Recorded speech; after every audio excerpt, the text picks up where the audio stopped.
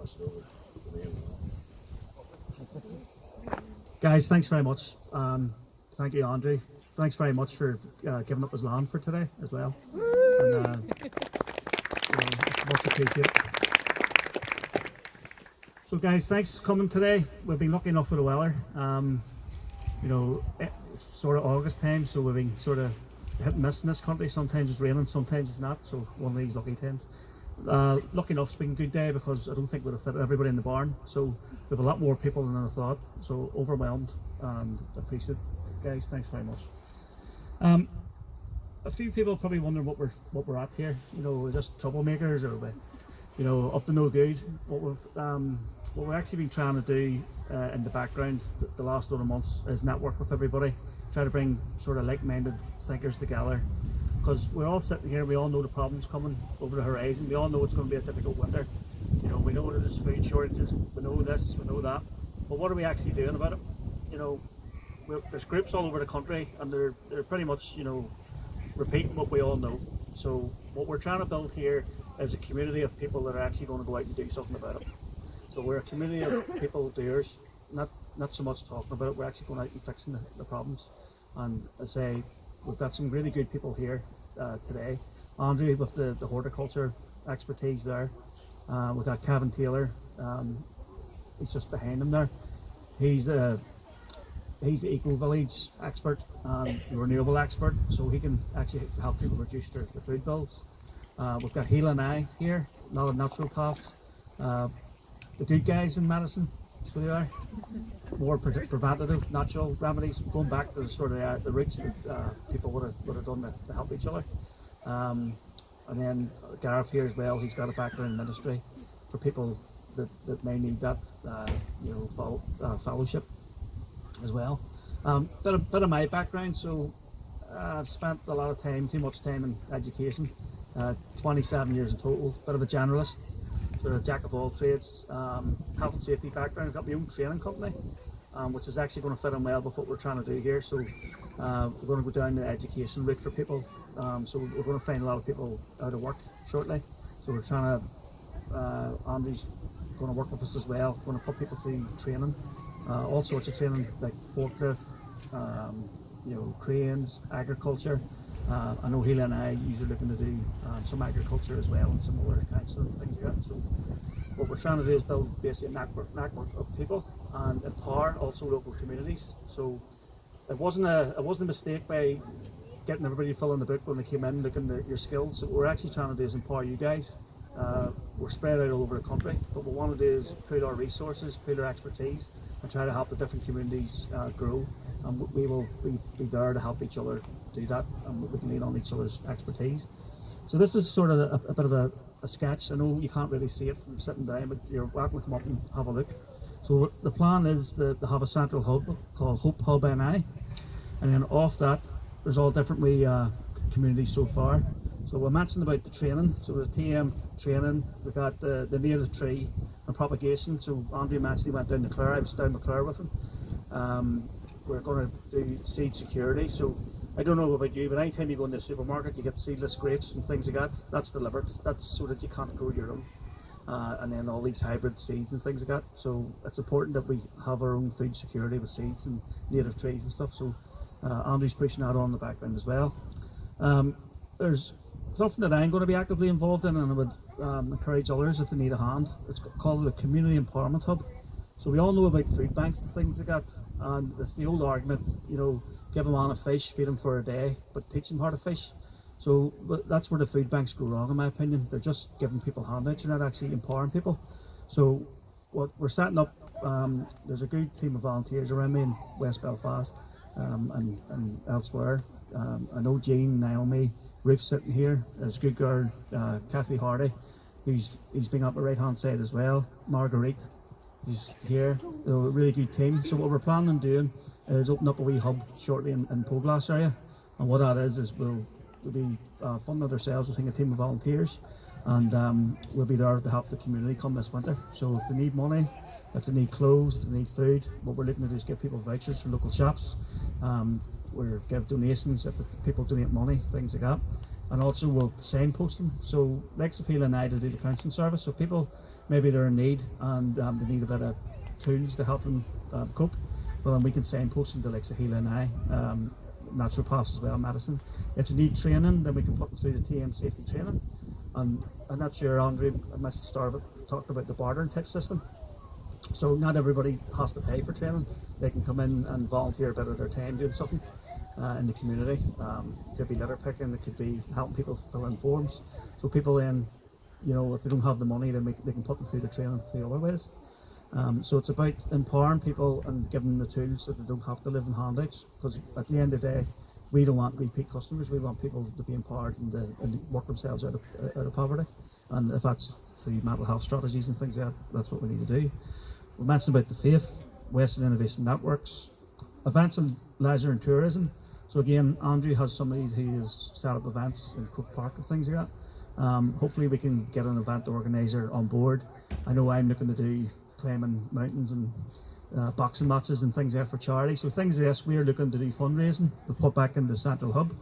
And then we're looking, hopefully Melissa can give a short talk, I'll just throw it on you here, about the sole traders. So we want to actually teach people how to become sole traders.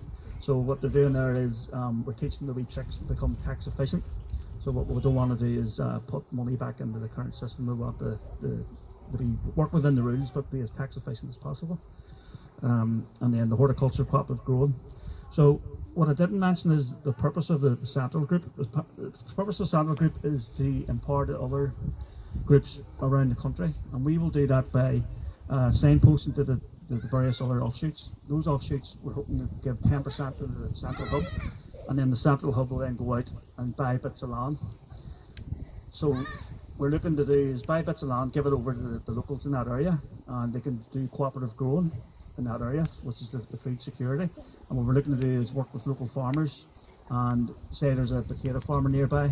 If we were to buy a plot of land for 10 acres, we would go, right, plant this field here of 10 acres here with potatoes, and you can sell some by exporting, and whatever's left we can give away for free to the community. That's the sort of cooperative farming that we're looking to do. We're also looking to create allotments, and a lot of these allotments and stuff, training can fall in with it. And then that's where myself and others can come in. We can provide the training for the people, teach them how to grow, how to sow, how to, there's main sheds, things like that, and then that will feed back into the central hub. So basically it's a self-growing model. So the more bits of land that we buy to give the community, the more money will come into the central hub in order for us to buy more land to give back to the community. So we're a bit like Bill Gates, but for the good guys. So we are. And that's it. So thanks very much, and that's pretty much it. Has anybody any questions or no? Just want to leave something with you guys. You know, we are here for solutions. We're not here for the problems. You know, we all know the problems. You know, we're not here to hold the line. We're here to take the line, and we're not here to live in fear. We're here to live in hope, and that's what I'm hoping that we can come away with today. We can network, build communities everywhere else, and we're here to help each other. Because what a saying that I know of, like you want to go fast, go alone. If you want to go far, go together. And that's what we're trying to build here, a team that we can all come and support each other and go together. So thanks very much, guys. Thank you. Kevin, do you want to have a chat? Sorry, Kevin's the Eco Village and the renewable expert.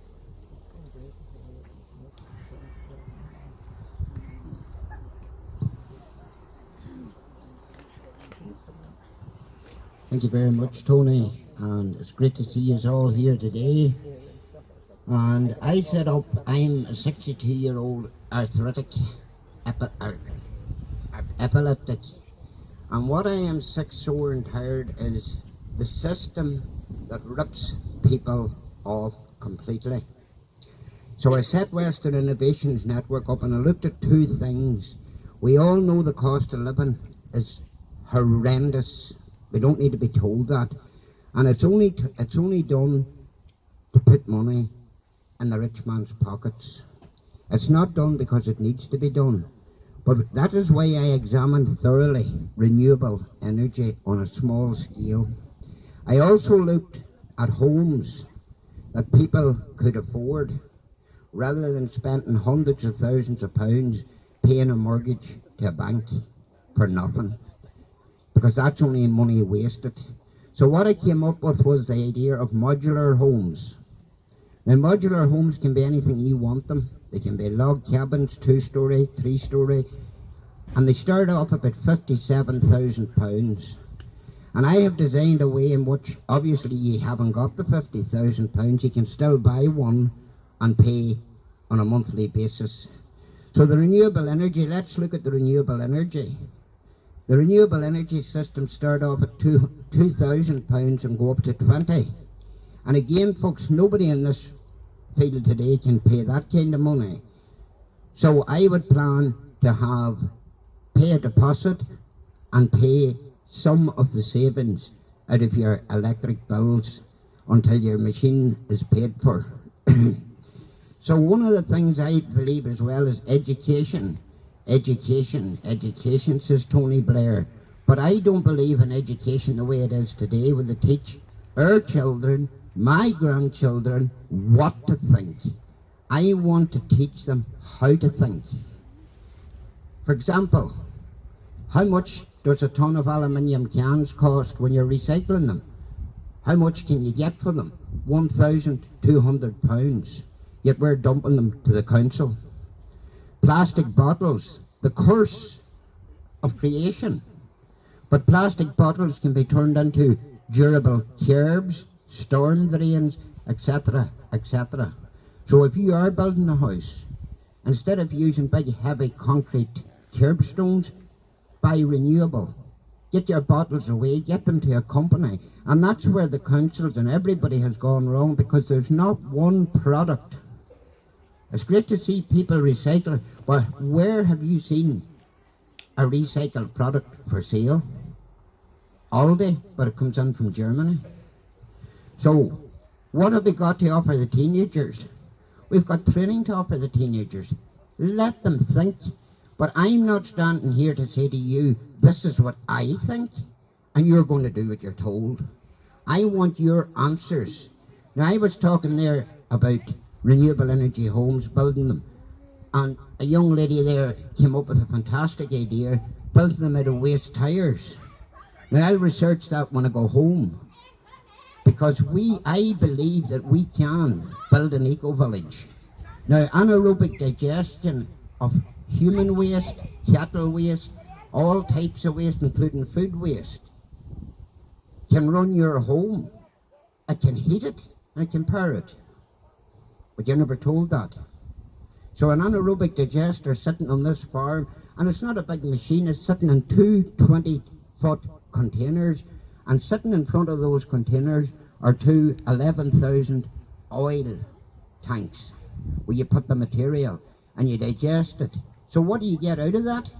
You get heat, you get power for your home, and you get gas. So what do you do with the gas? Well, you clean the gas, you turn it into biomethane, and you run your car, your lorry, your bus on the biomethane. Again, another idea is to tub it into tubs and sell it as a renewable gas to people in fuel poverty, to take them out of fuel poverty. Because I agree with Tony, don't give me a hand out, give me a hand up. And that's what my company is all about. So say that another thing we talk about here just quickly, and then we'll go to questions. Buy your electric car. No, hold on a minute. Don't buy your electric car. Everybody came up here today in a beautiful car with a diesel or a petrol engine. Why not convert that one for 15,000 rather than spend 80,000 to put it in Elon Musk's pocket? We can convert them. We can convert them even for less. We can have your electric bicycle, your electric wheelchair, your electric go-kart, and all if you learn with us, Western Innovations Network. But it's not about me dictating to you. It's about you saying to me, well, I would like this, I would like that, and we go and we look at it and we do it in a sustainable, renewable way. Thank you very much, ladies and gentlemen. Any questions?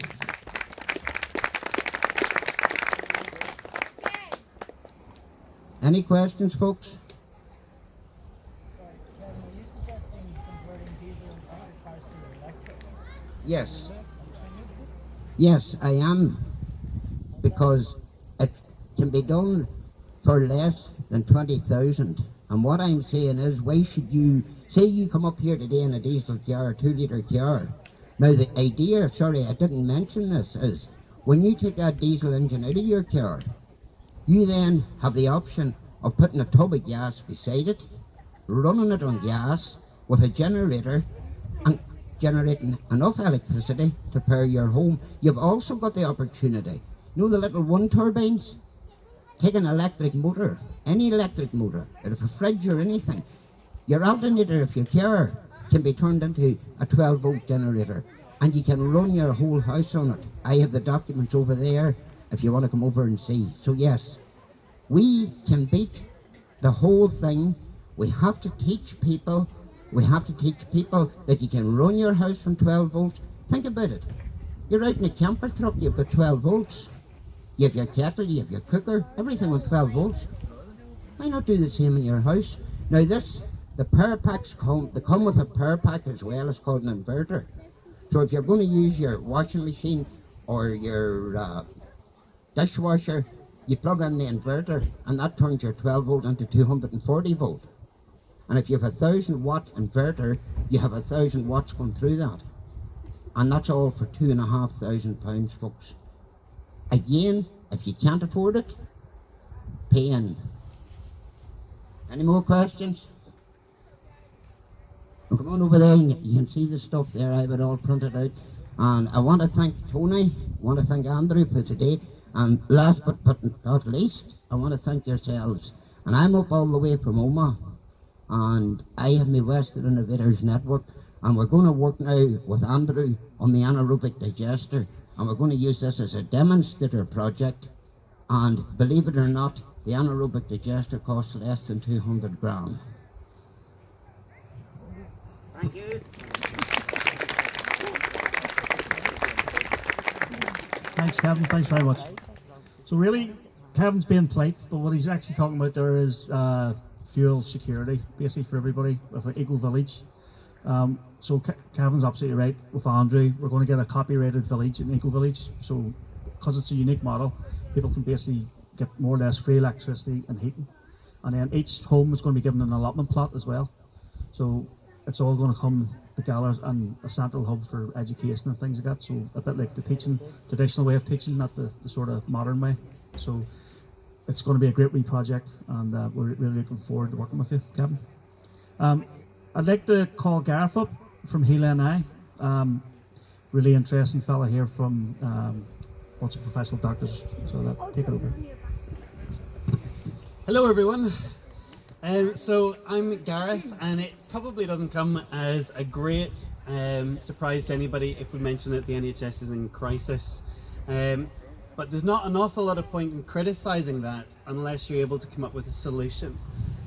So one of the things probably was just out of lockdown, I started to speak about a couple of things that I wasn't happy about, that I thought was unethical and immoral.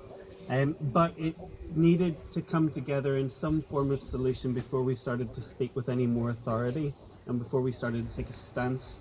And about 6 months ago, just in February, Fiona, isn't that right? Fiona and Linda, who coordinated and started up Hela and I, started a conversation between healthcare practitioners to see if we could come up with some kind of way of navigating a way forward through what are going to be really difficult times, but still make healthcare available to as many people as we possibly can.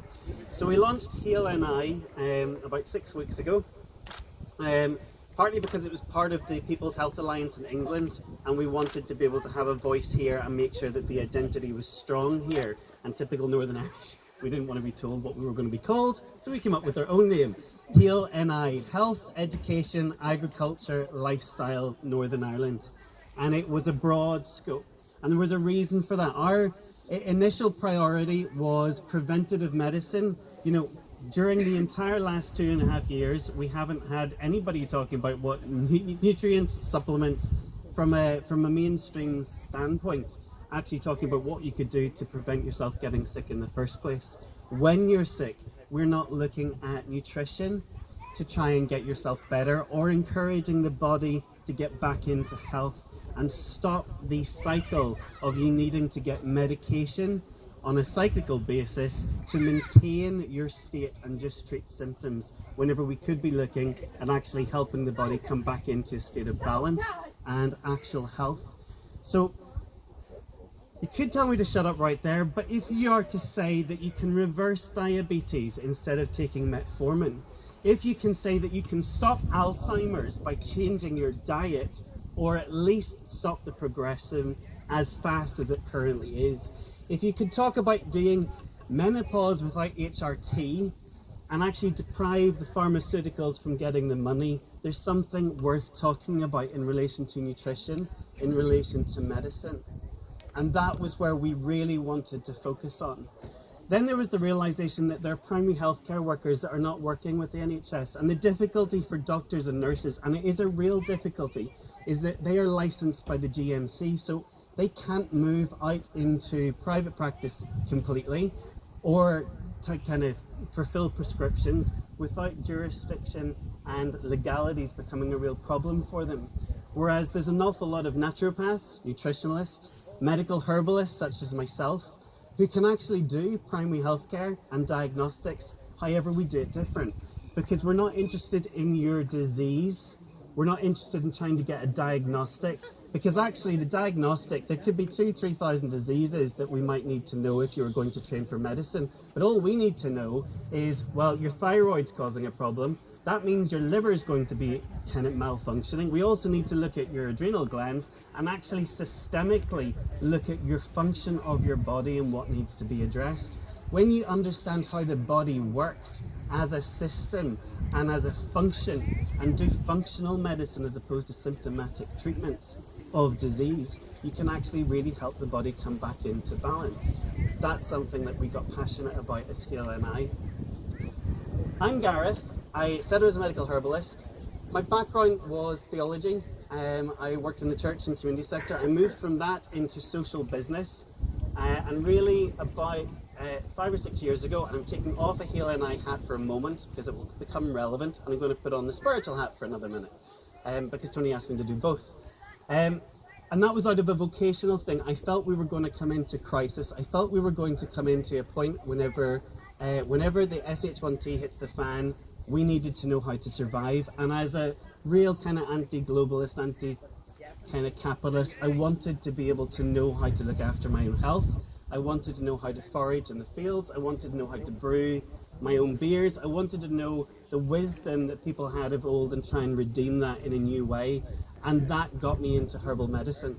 And the words that came to mind, and I have a very strong faith, wouldn't say I'm religious, but I would say I have a very strong faith. There was elders on the city walls. We have lost the idea of what it is to be wise and to actually seek wisdom. And at the expense of head knowledge, we kind of all wanted to be that we know everything, that we have science, and that science has become our God, but we've actually lost the ability to do relationships well, to do life well, and to actually get back into nature and nurture and understand the wisdom that was attached to that. And that got me into herbal medicine. As we have come into this scenario and we start looking at what might be the way forward and how to address and move forward, I think we need to do two things. We need to kind of move away from the cerebral environment that we've been raised up in and actually start to earth and actually bring it into the heart, bring it into our spirit, our soul, and into our hands, that it has to be works of service, that we're actively out there helping people. And I started to think, well, what does this look like? How does this structure itself? And that's what launched Heal NI, really, in relation to the health, education, agriculture, and lifestyle. And we used Nendrum as a fort, a little bit like the Rath here that you were talking about. And in Nendrum, if you look at the old Celtic monasteries, they had in the very center of it the place, the spiritual home, where the people would unite around vision, around strategy, and very clear values that everybody would sign up to. Those people who lived on site would be totally clued in with everything that was being practiced there, and they would be all or nothing kind of people. That was where they would be based. That was the first ring. The second ring outside of that was the place where the education was done. It was done through apprenticeships. It was done through learning from others. It was done through the scriptatorium, where you would pass on the history and the oral traditions. Like that would have been the educational aspect. You would learn the herbal medicine. And then as a side to that would also be a community where people would be living. The final ring to that would have been the agriculture, where the orchards would be, the livestock would be, where some people might be out as the watchmen and the shepherds, actually making sure that the livestock were kind of cared for in the evenings and that there was no danger or threat. And those three circles, that created the community for people to gather around, and it would allow people to travel between one community and another community to trade, to barter, to share knowledge, to share wealth, and that each community had to practice hospitality. You take that out of a monastery, and what other kind of model could you use? And probably the other one is the pub.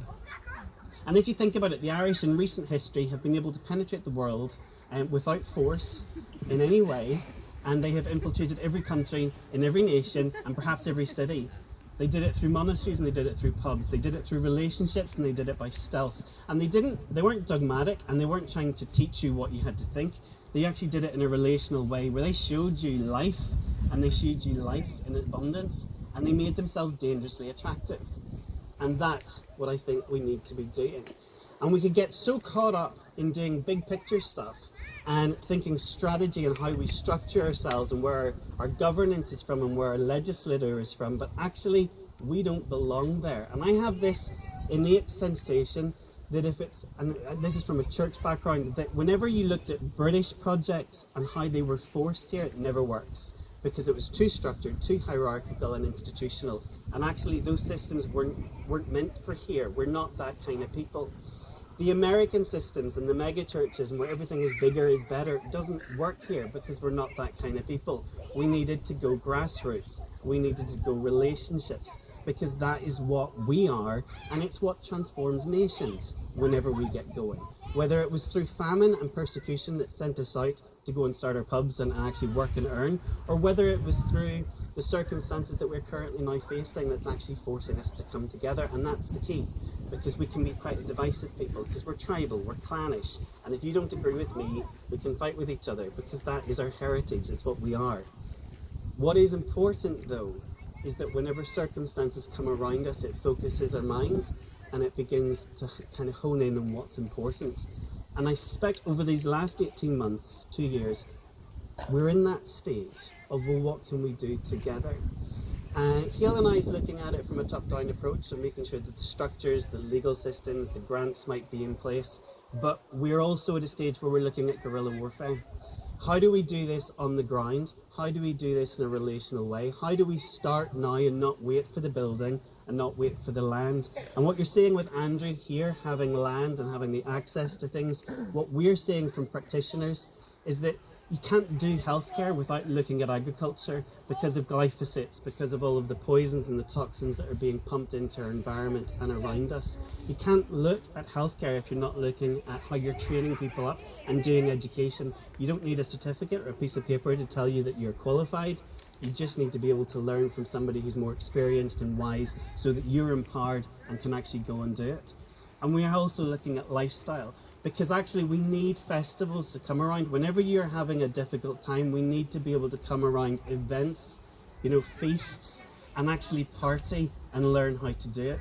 And the model's already there, and it only takes 5 people, because you had the chieftain, the poet, the bard, you had the priest who would have been on it, the warriors and the farmers. It only takes 5 in a community. Somebody who can facilitate it, somebody who can teach in it, somebody who knows a little bit about land and agriculture, or who even has it around, somebody who is prepared to do the parties and make sure that the social and the gatherings are there. So we're looking literally at 5 people kind of sporadically placed all across Ireland, little pockets of people who are willing to do healthcare, who are willing to do education, who are willing to do agriculture, and that can create the change.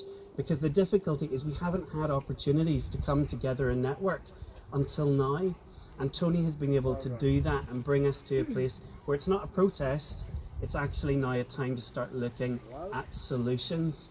And that really is where Tony wants you to be this evening, that we're coming together and thinking, how can we do this? From Hale and I's point of view and where we link in, there's a very much shared vision. We're very similar and yet a little bit different in that we're trying to make sure that we are as sustainable as we can be, and probably on the grassroots level we want to work in the private, we don't want to work in the public. So on a hierarchical level, we understand the logic of having to be limited company and set up and work as charity to try and see if we can get funding. But for right now, for such a time as this, we can all work in the private as private members by association. If you're an elderly person that can't look after your garden, well, we might know a young person that doesn't have money for food. Can we put you two together and you can share the harvest of your garden with his labour so that you actually have sustainability in the way forward? There are creative ways for us to navigate the future. It's all about how we see it and start seeing the potential of it. And I guess my challenge tonight, do you want to be a thermometer or a thermostat? Because the thermometer is the one that can take kind of an idea of what's going around and can voice it that things are not good, that things are not going to get good, and that the temperature continues to increase and that we're all frogs in a pot of water that the temperature is increasing on, and we're going to be boiled alive if we're not careful. And that's wonderful. But what if you are the thermostat that sets the temperature? What if we can actually be the people that can penetrate local communities and create change? What if we can be the people who can be salt and light and actually hopeful in the midst of what is quite a dark time? And that really is the challenge that I want to set. It's what Hale and I is about. We're not prepared to sit down and not be counted anymore. We are looking for every healthcare practitioner under the sun. We want to operate on a sliding scale so that it can be affordable, where you can choose to pay what you can afford to pay. But also, if you can't afford to pay, we have a bartering system in place that you can be able to pay it off in another way, whether it's volunteering in a dispensary or foraging the herbs, that we can be creative about how we do this as a people. The key thing is we just need to get started. We can't wait anymore. I want to be a thermostat.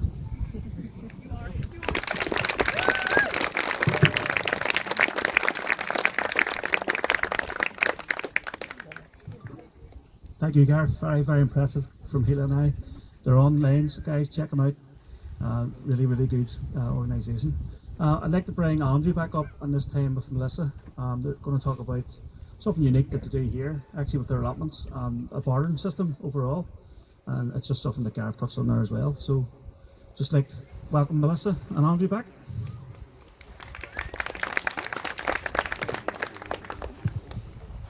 Thank you, Tony. So I just want to hit on something that I actually missed on, and I'm going to touch on a point there that Gareth brought up, which is really, it was kind of ironic because we're at the very same thing ourselves. The bartering system is a brilliant idea. I, a few weeks ago, formally registered a community exchange system based here. It's a community exchange hub. And it's a form of token-based bartering system, but it's also a communication network. It's not on social media. It is completely free to join, free to use. And what we're going to tie it in around with is we're going to start and do on an annual basis a small farmers market. And it's going to be based here along this project field, and we're going to use this system to communicate, to network, and hopefully we will get other people to do the same thing. I have looked at PMAs and all kinds of things. I know Bruce, I'm going to ask Bruce to maybe explain a wee bit about PMAs in a minute or two here, but I looked through this and it's by far the best thing I've ever seen. It's incredibly secure, but what I like about it is the freedom that no one is obligated either way. There is an administrative side to it, yes, but it will give people the means that we can set up a bartering system. It can be a simple thing. For example, there's one currently operating in the northeast. It's the only one in Ireland at the moment. That's up in Ballycastle, and I went to one of their first monthly meeting after it started, and there was one woman who mentioned a thing like she went and sat with a friend's relative for 2 hours because that person had to go and do an important appointment, and in return she helped her with an IT problem. There's another woman, she done accommodation in return for getting some work done in her backyard. The list is endless to what you can do with this, but where the market, I think, can be tied into it is it will give people the ability to actually do proper trade. But all it's really doing is it's just focusing people and keeping them up to date on what's going on, what's available, who can do what and where. and it's a secure network for, as I say, it's not on Facebook. It's routed through Telegram, and it's basically no different than email or text message. But the beauty about it is, if the two people want to communicate any other way, or four people, well, they can communicate outside of that. That's entirely up to them. It doesn't matter. But all of our advertising, our marketing, our entire means of networking from site to site each month will be done through this system. And at the same time, it's also like an early warning thing. If anyone's in trouble or needs anything, the washing machine breaks down, they need a car mechanic, plumber, the more of these people that join this system with the various different, a lot of people think that they have nothing to offer, and it's like that woman that just went and sat with someone for 2 hours. You know, that it can be something as simple as that, or it could be someone that can actually come and fix your laptop for you, or fix your car. It doesn't matter. The other thing, that gets around a logistical problem with transport, cost of living, cost of fuel. If we're going to be starting to send out various products there, foods and things there, to try and help people, especially more vulnerable in the community, they're really the people that we're targeting with this. We want them to join, because that gives them the ability, rather than trying to phone their neighbour or phone their son or daughter or whatever, they put a message on this system that goes out to so many more, all at the same time. That's just what I wanted to explain about that. Now, it is formally registered. We haven't started to use it yet, and I'm hoping now in the next couple of weeks to start and get members onto it, and we can start and get it to function. I'd like to try and have it functioning in time for our first market day. Melissa here is going to explain a wee bit more about water and that, because she's an expert. You are the barber, have you got information about how people can... Yes, I'm getting a website built, readjusted, and it's going to be on that. It'll also be on Tony's page, the Facebook page, the link to it. So once you click into the link, it's a very straightforward process to join. And once you're on the system, you can put on a message to say, for example, say I'm a bricklayer and I do other things on the side, and list whatever you're available to do, and what you're looking for. Put on it what you're looking to help with, or what someone can do to try and help you. You know, and that's pretty much from there. Once it takes a while to get it going. Now, these guys took 3 months to actually get something working. Now, initially, I would say, realistically, it's probably going to be like 6 months before you have a properly functioning system. But yeah, there will be 3 different ways to actually get on to register to join. Let's see, do you want to? Okay, I'm sure everybody's aware that we are in a currency reset right now. That's why we are here right now. It's a creative economic collapse that's going to continue. Stage 1 was the shutting of the businesses down, small and medium businesses accounting for 60% of all jobs. Stage 2 we're currently in. That is increasing the fuel prices. You can blame everything on Russia, but when you increase the price of fuel, you increase the price of everything. People have less money in their pockets, which filters into the economy where the elastic goods are. So getting your nails on, getting your hair done, going out for meals, that all slowly starts to reduce. They're grinding everything to a halt. Stage 3 is going to be an increase in interest rates. They can't do it right now because it's a debt-based system. It'll collapse the entire economy. But when your mortgage starts going up along with your fuel prices, they're going to strangle everybody with inflation. That is their plan, and it's working out very well for them. So the next thing, there's a global phenomenon right now of the BRICS versus the WEF nations. So you have particularly China and Russia. Russia is front running for China against the WEF. Putin hasn't done anything yet. What we're experiencing, this cost of living crisis, that's the sanctions imposed. That's been done deliberately. Putin hasn't even started yet to play hardball. My guess, if I was him, based on what has happened, I don't know if anybody's aware of Nord Stream 1, it was shut down for essential maintenance, came back up running at 40%, which coincidentally is what Germany needs just to survive. So that there was needed more essential maintenance, but they would have to break their sanctions to allow that. They come back on then and shut it down to 20%. Germany is now aligned with 5 other nations getting prepared for blackouts. That's what is going to be coming for us. If I were Putin, I would be in talks with China saying, you're good at building things, build as many tanks as you want, but I'm going to sell you fuel for cheap, because he doesn't want to cut supply. If you cut supply, it's hard to get it going again. And he's going to cut off supply to Europe. If I was, I would pick anything between November and February to push against the sanctions. That will cripple our economy, so you need to prepare for that. You will hear more stuff about blackouts.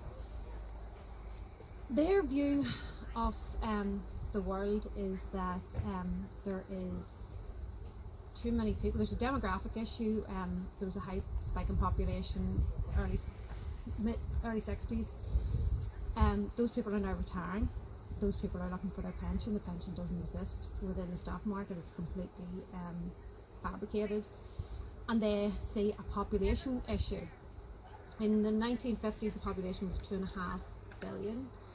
By 1987, it was 5 billion. We're now sitting on 8 billion. From their point of view, there's a finite amount of resources. This past 200 years, prior to that, it was biomass fuel. We've been using increasing amounts of fuel, and the population is increasing. That puts a drain on a finite amount of resources. So their solution is either we reduce consumption, give everybody rations, or reduce the population, or both. So that is where they're going. We're moving in now to central bank digital currency. It's happening. We are not going to stop it. That is their plan. It's slave coin. It's surveillance coin. You could not put money into that donation without paying tax. It's programmable. They can dictate where you spend it in the economy, determine what access you have to information, products, services. It's complete control. They want to move us into a circular economy, which I would agree with. The circular economy is more sustainable. So 20 years ago, a washing machine would last you 10 years. Now you're lucky if you knock 2 years out of it. That's because we have been in a consumer-based economy. The more debt, the bigger the economy grows. It has grown so much now that it's collapsing under the weight of greed. So they want to move into a circular economy, but they want to be in complete control of that circular economy, so that everybody's aware of. You will own nothing and be happy. Pay particular attention to the second one. You will rent what you need, because they want us all on a subscription for everything. Point of fact, right now BMW are now giving you a subscription if you want air conditioning in your car. So that's what technology now has brought us. So that's what they want to do.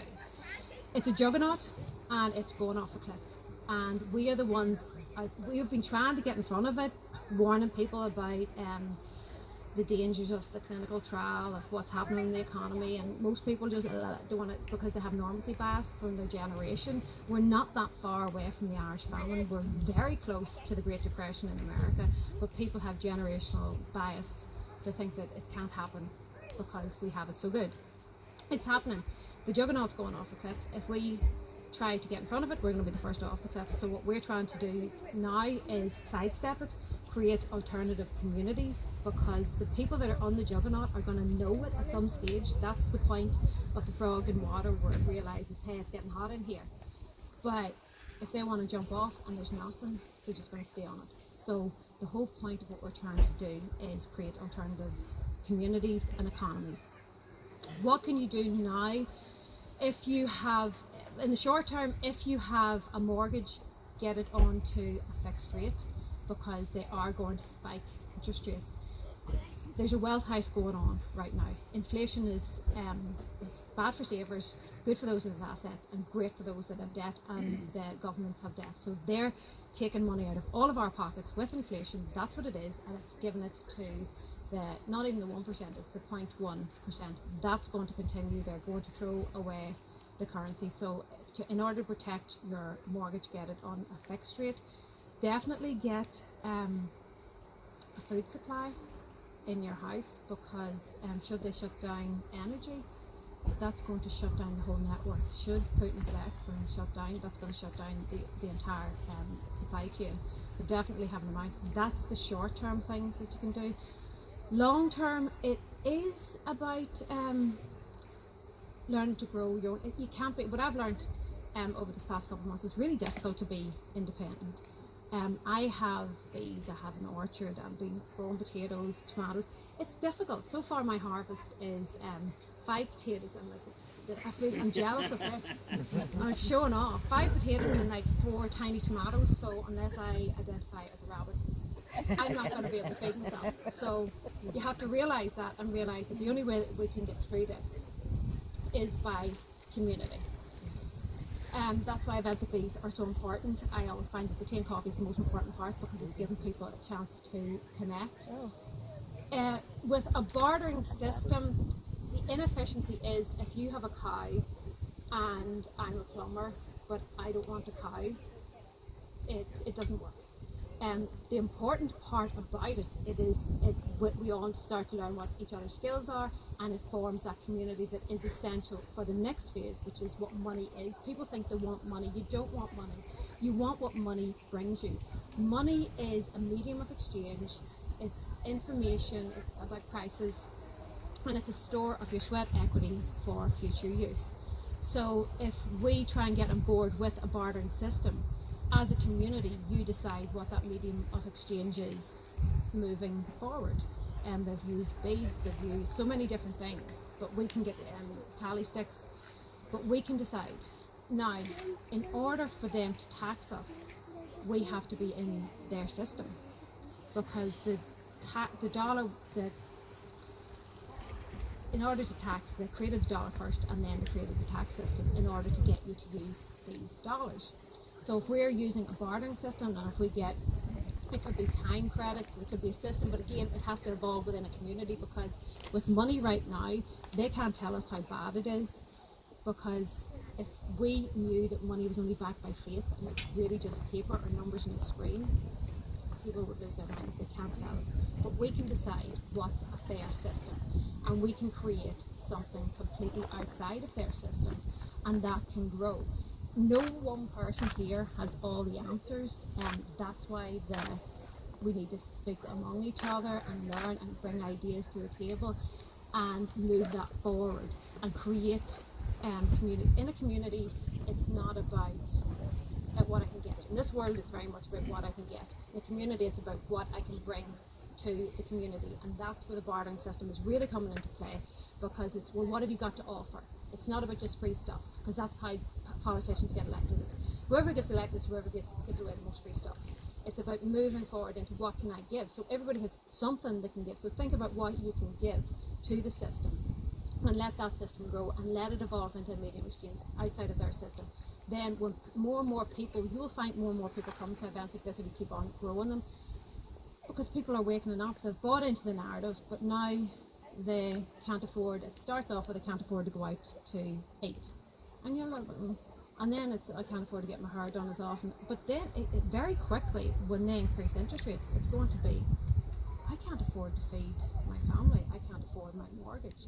That's when people get spooked. That's our opportunity. So we need, being awake to what's going on, we need to start immediately putting that structure into place, getting together, getting that structure going, and having that sidestep for the juggernaut that is going off the cliff. So get on and have a look at the bartering.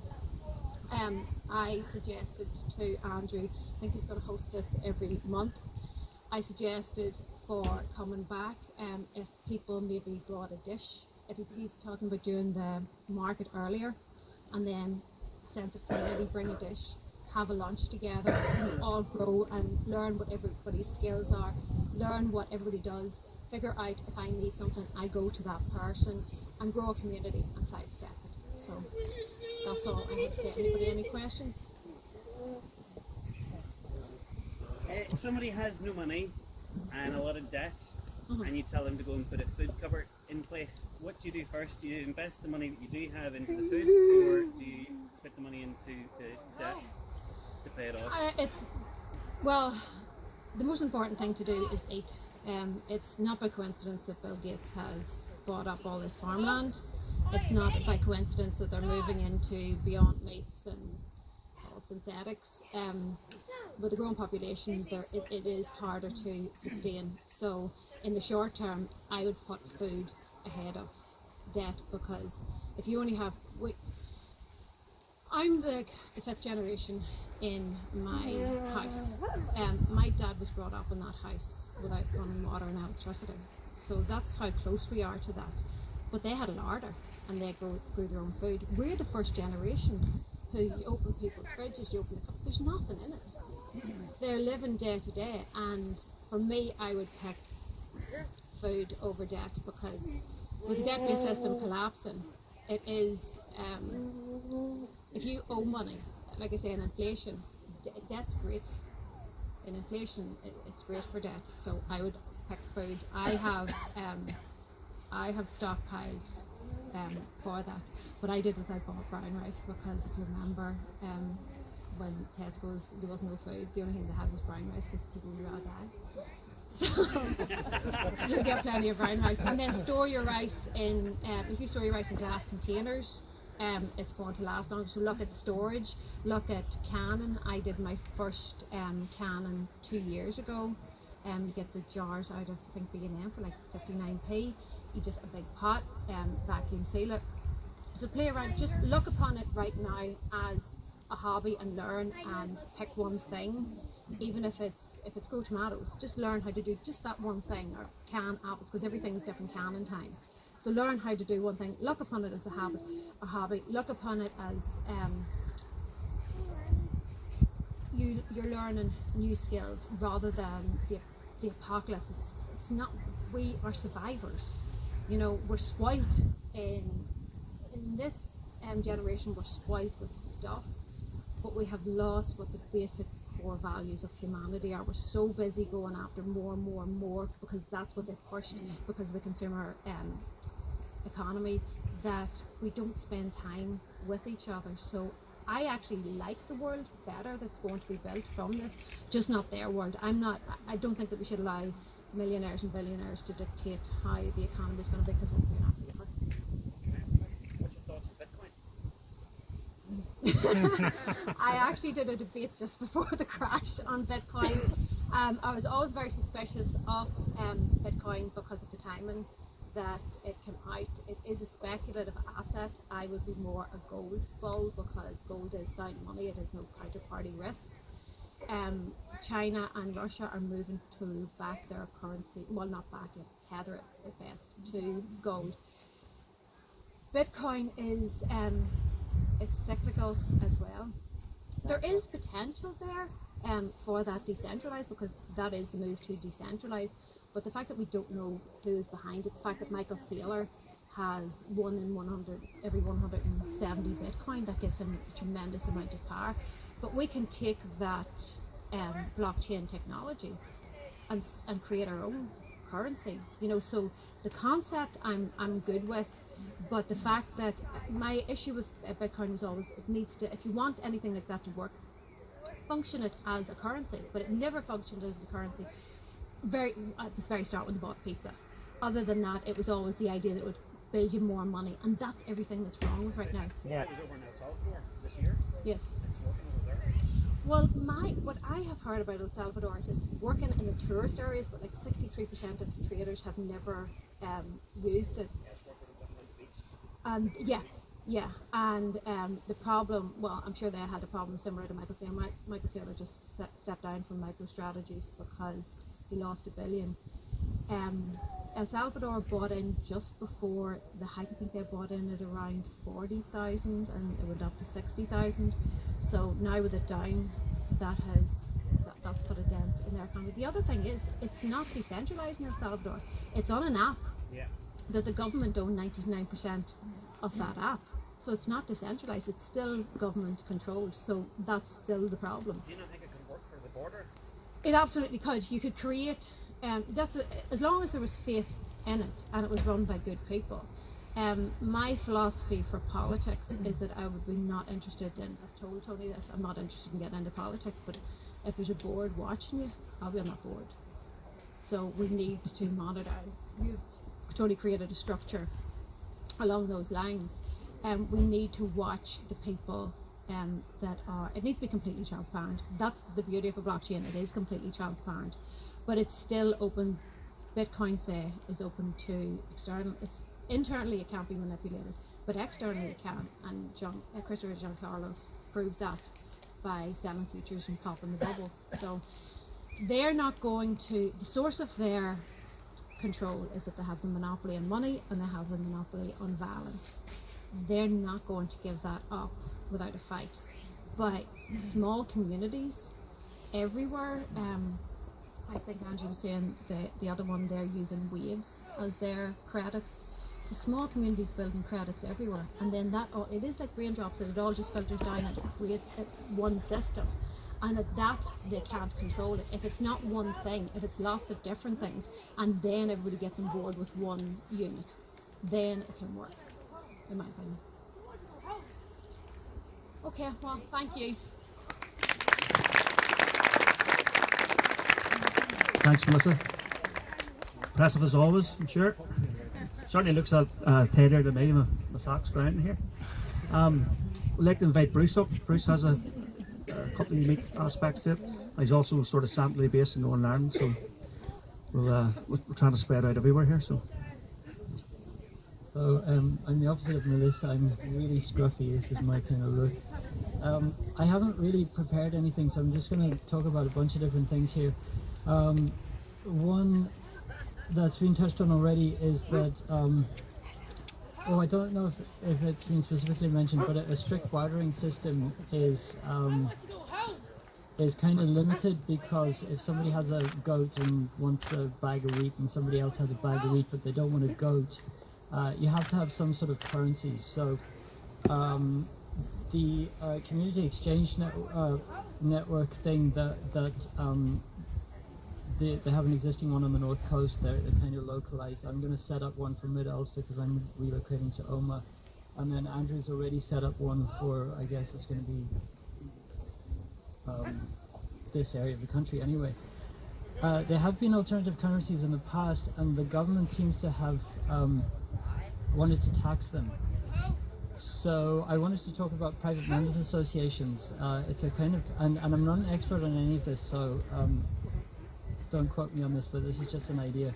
Private members associations, so a gentleman's club, for example, could be a private members association, and they can do what they want, including saying, we're not going to have any women. So the idea of a PMA is that you can basically do whatever you want as long as your members agree to your membership agreement, as long as you don't do any harm.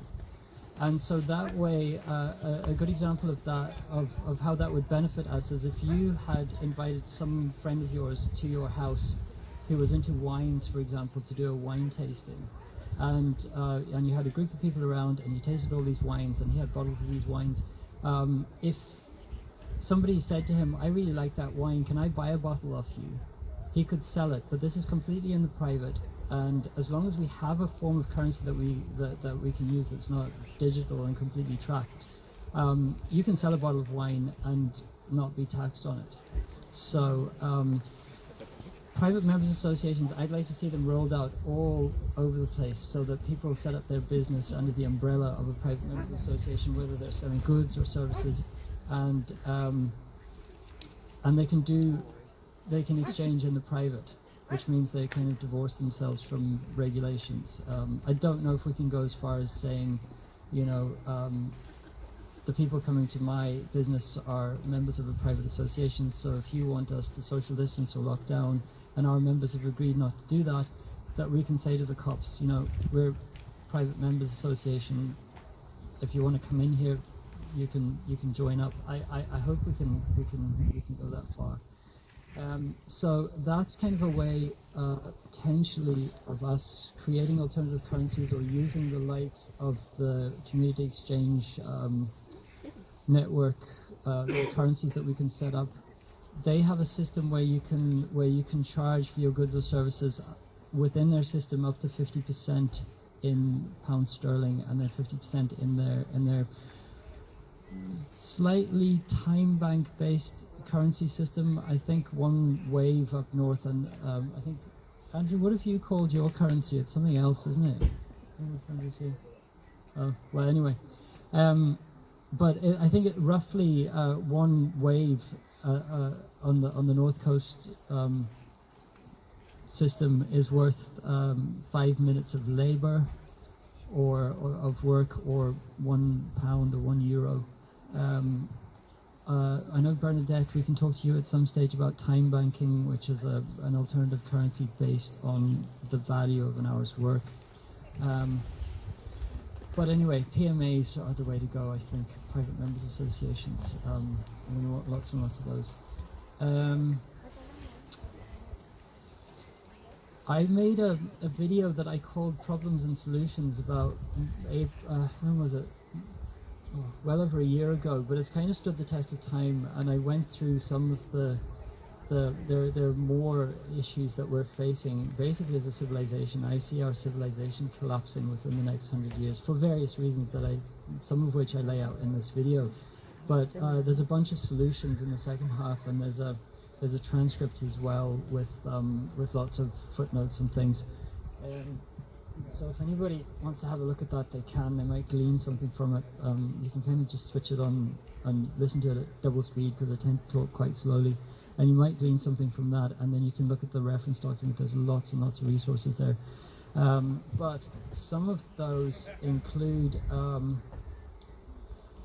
we all need to, in the Second World War, they had the victory gardens. Everybody grew food, and what we need to do is turn lawns into veggie gardens. Everybody needs to do it. And so what I'd like to see is people learning how to do no dig, for example, is an easy way to turn a lawn into it's a gardening veggie growing technique, which makes it quite easy to turn a lawn into a garden.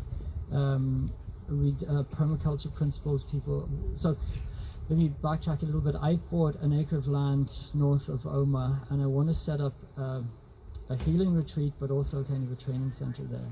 And I specialize in trauma resolution, as in emotional trauma. So I was looking for healing for my own emotional trauma, and I discovered hypnosis, basically NLP. So I use hypnosis, NLP, for very fast, effective trauma resolution, even for very severe trauma, which this country has a lot of historically, and then the current crisis is traumatizing people as well.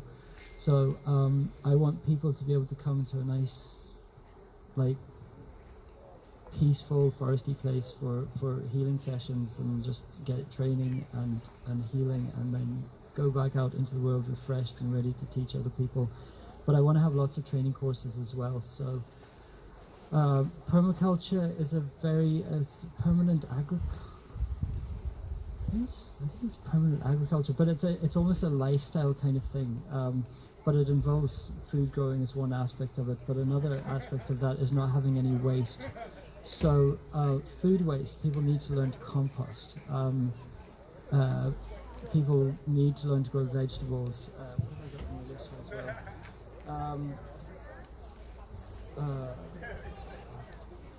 Preserving of the food that you grow as well for the winter. So we have Maria here, who's an expert on preserving, so I'm sure she'll be running courses on that. So I just want to run lots and lots of courses on various things, maybe create videos so that it's not only the people who attend who can benefit from them, but there's lots and lots of old ways and techniques that we've lost with our spoiled modern civilization that we need to restore. So I want to run lots of training courses on such like. The other thing is water collection. So collecting rainwater, that kind of thing, filtration systems. I've got information on those that I need to teach people practical stuff. About is law.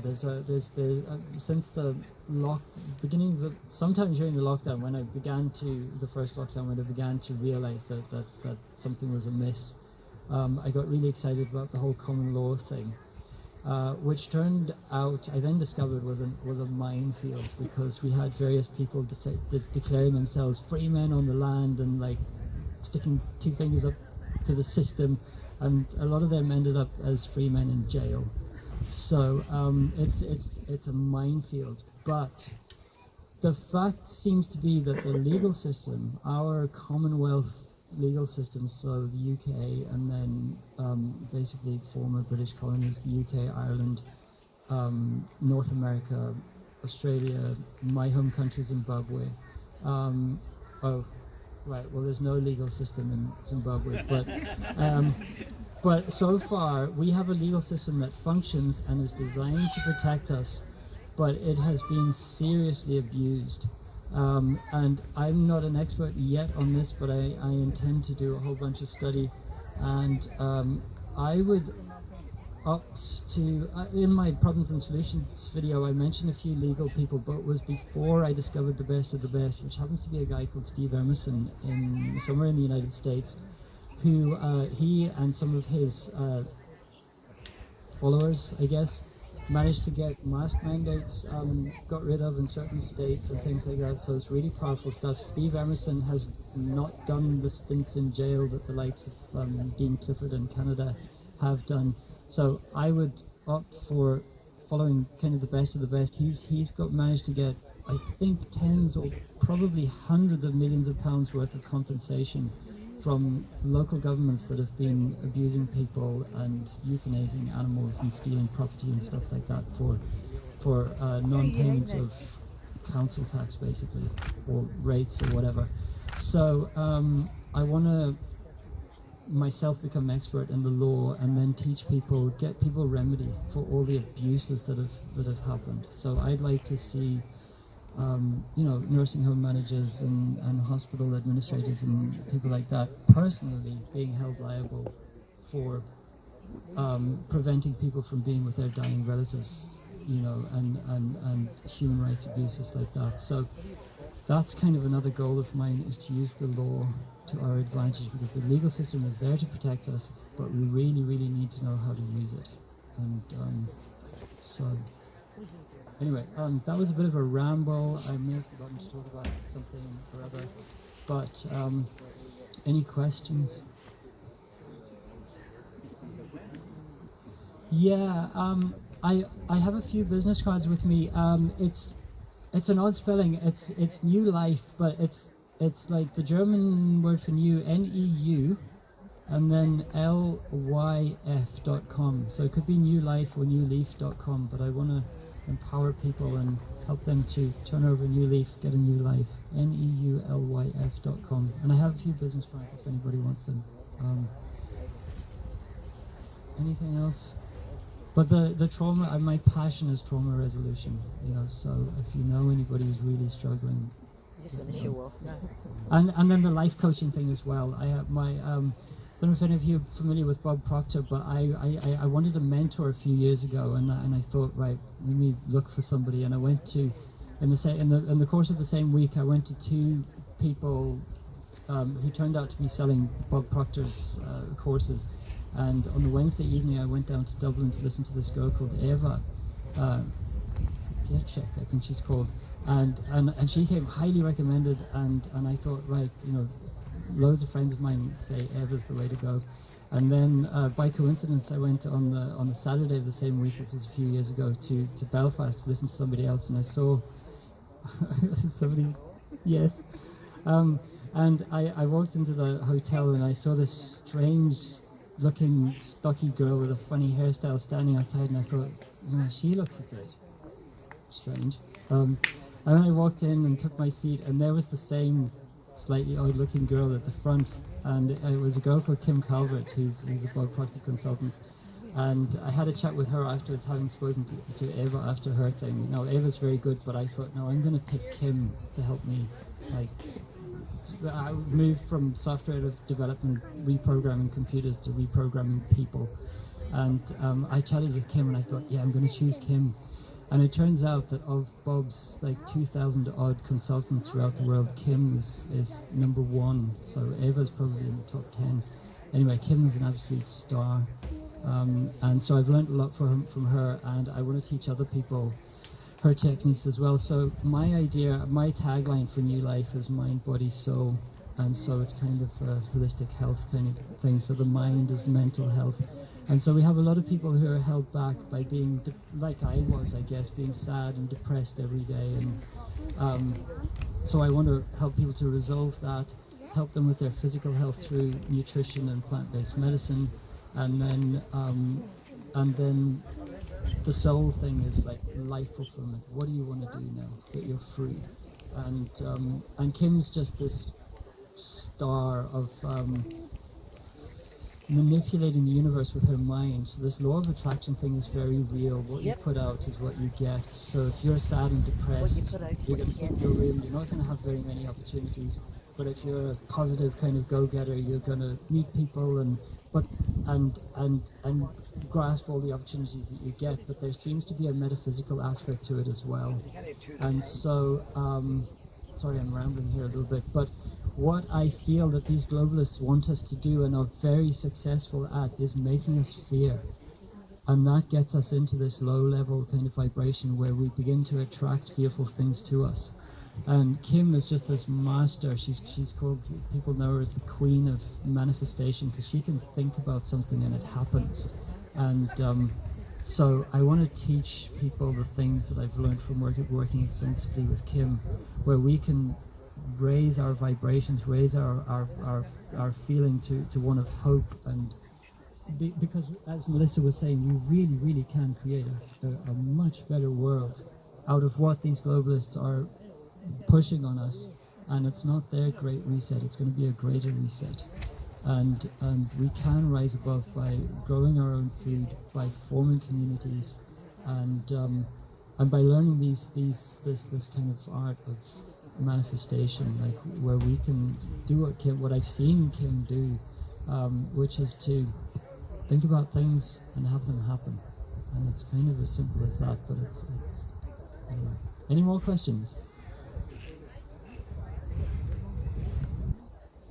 Oh. There you go. Thanks, Bruce. Thank you. Thanks, guys. It's happy going there listening.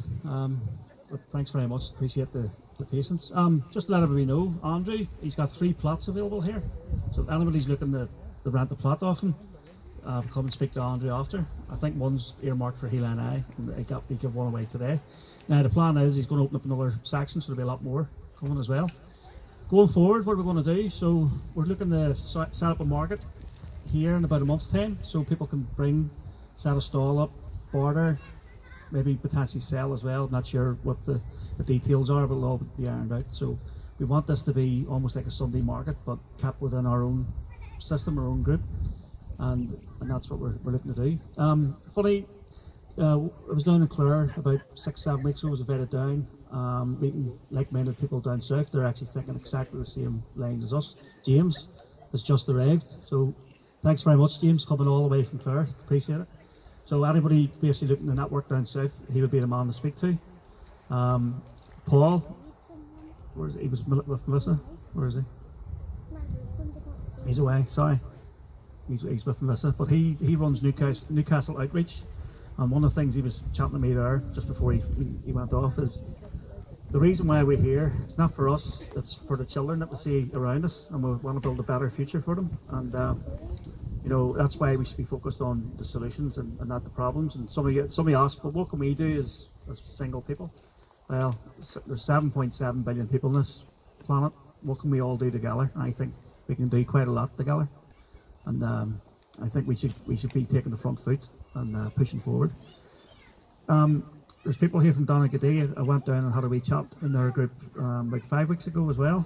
And again, same as Bruce. Bruce has 1 acre of land, so he's looking to set up a community allotment, do the training aspect. I'm sure Hela and I will tie in with them. Same with the Donegal crowd. There's a guy there, John. He's a couple of acres. This is what we want, guys. We want people that has land or has access to land or has contacts. Reach out and see what we can do. We want people here. Anybody that has a following, anybody, and I see Stephen here as well. There's a crowd every Saturday, Belfast City Hall. Hold the line. We want you to come together, come forward, come speak to myself, Melissa, Gareth, Andrew, and we can all network together. And we can try to form all these wee pockets all over the country. That's what we want to happen, guys. And you know, we shouldn't be afraid of that. We should all come together, network together. So yeah, it's really good turnout today, and appreciate everything. Anybody, any final questions? Anybody else want to speak? James? Come on up, James.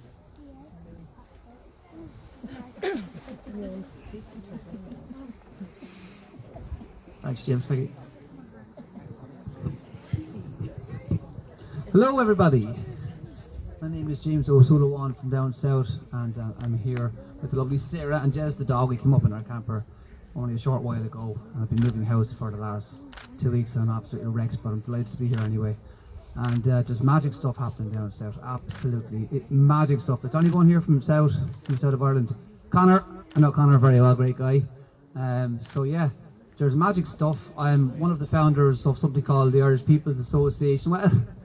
And the Irish People Association, the idea behind it is to build communities from scratch. It's exactly the same thing that Tony is doing, and I was so happy to meet him when he arrived down below in Care for our foundational meeting of the Irish People Association, where we had delegates that came from all over the country. And the beauty of it is it's not political.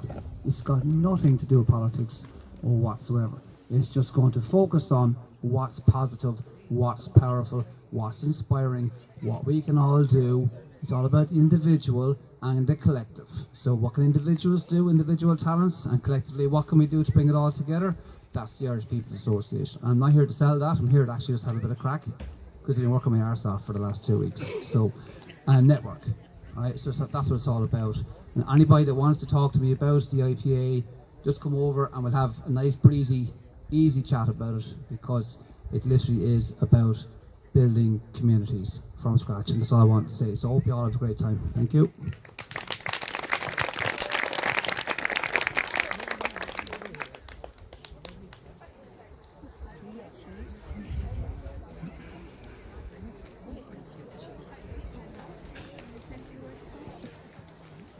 Guys, thanks very much. And we're free here to take a wee walk around the allotment anytime, have a look, and network along.